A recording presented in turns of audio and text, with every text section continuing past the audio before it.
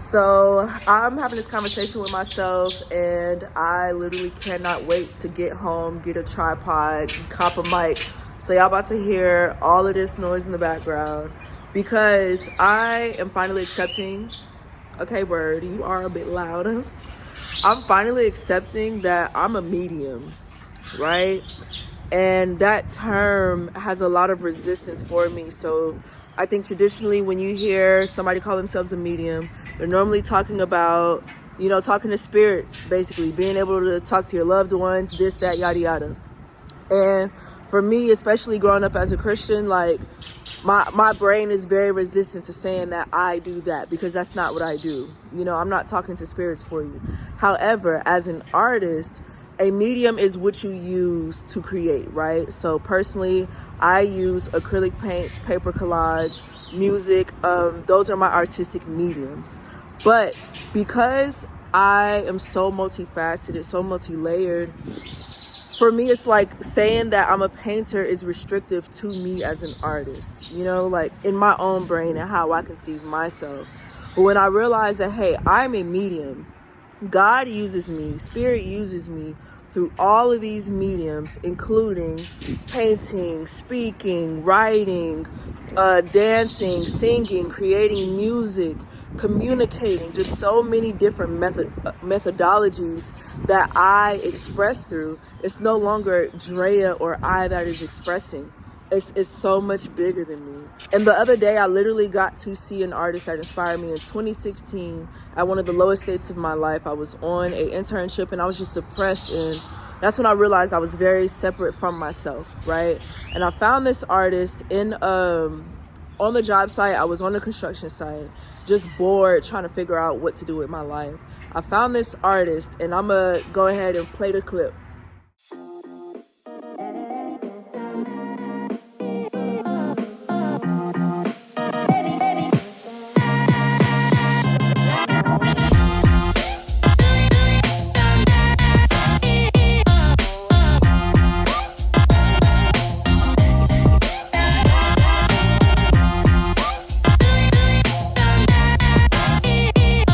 So seeing him, I saw so much of myself in that exhibit.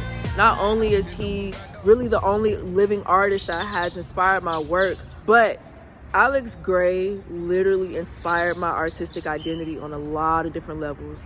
In the conversation with color, the conversation with nature, the conversation with spirituality, self-identity, all of those things like very, very, very heavily influenced me. But another big thing is, and this is a way that I'm inspired that had nothing to do with him, but he does it and it inspires me because he does it. He has, I'm gonna call it a compound, where he has his art museum with years of his work.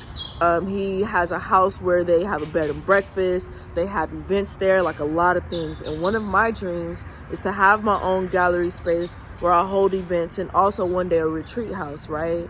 And so one of, I guess, the struggles in my art career has been with selling original work, right? And that's basically me just selling my paintings. And a large part of it is because I really don't want to sell my paintings, because I have this vision of one day having all of my artwork in a gallery, And so being in his space really showed me that, hey, that is possible.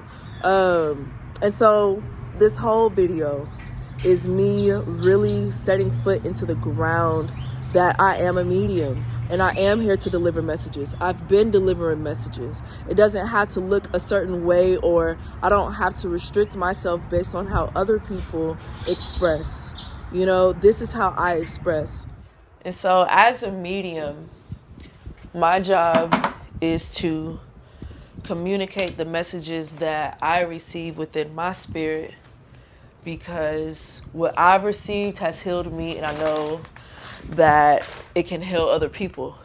Spirit to me is not just an abstract word. Like the energy of love, the energy of peace, harmony, balance, understanding, knowing, trust, alignment, reciprocity, like those are very real things that you can experience in every moment, And so I have seen so much darkness as far as both emotion and just, witnessing the human experience, you know, as we all have.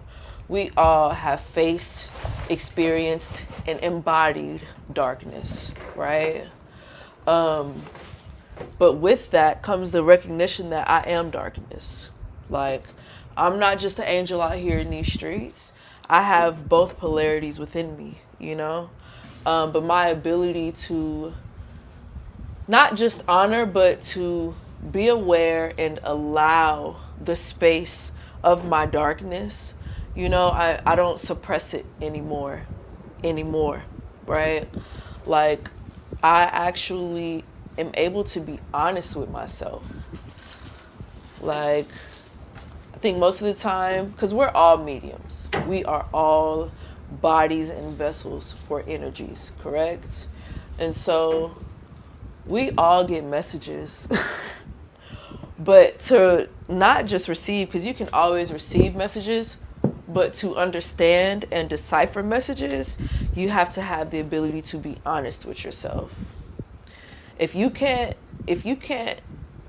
listen and see what you see in the mirror and trust it and know that it's going to guide you, there's no way you're going to really know how to act on, behave on, move forward with the messages that you receive. And so now this video is turning into you acknowledging that you are a medium. And my question to you is, what are you channeling? You don't even have to think about it spiritually if that's not how you rock, right? So just think about the habits that you do, the things that you listen to, the way that you act, just what you produce in your life, the fruit that you've produced. What is at the root of that? What emotions are at the root of that? What experiences are at the root of that? What energies are at the root of that? You know, like, you're channeling all the time. What you think is you is a combination of so many different things that are beyond your understanding. You know, what you think is you is your mother. What you think is you is your father. What you think is you is the food that you're eating and the bacteria that are living in your gut. Like, even our conception of ourselves is so multi-layered, but a lot of people, we don't see that, you know? And I am grateful to only be at the beginning, even though I've done so much work to know myself, to get beneath the layers. And I have a lifetime of knowing Andrea. Woo! Okay, affirmation. Wow. Wow, I have a lifetime. I'm going to take that as my sign that I want to focus inward. So thank you for watching this video and joining my journey of being a self-ordained medium. Y'all, so why I thought I was about to end this video without mentioning the actual, like, most important alignment and thing that happened while I was at the Alex Grey Gallery Cosm space, all of those things. So they have a symbol, and I'm gonna put it on the screen so y'all can see. This is their logo. This is a symbol that represents everything, right? And when I saw it, it was almost scary because I made my tattoo maybe like 3 years ago. I got my first and only tattoo. I drew this symbol. It took me all day to create. It became my business logo. And so I'm putting that on the screen so you can see what that looks like. And y'all, when they're basically the same thing, I was just like, yo, it was scary. And in a way, it still is. Because I'm like, yo, am I in their cult? Like, what the fuck? But it's like, no, spiritually, the systems and principles that we are aligned to are so aligned that our symbols look the same. And so if I'm not willing to express my spiritual truth, then I'm not walking in my path. So if you watch this video, thank you for tuning in. I hope you have a blessed one.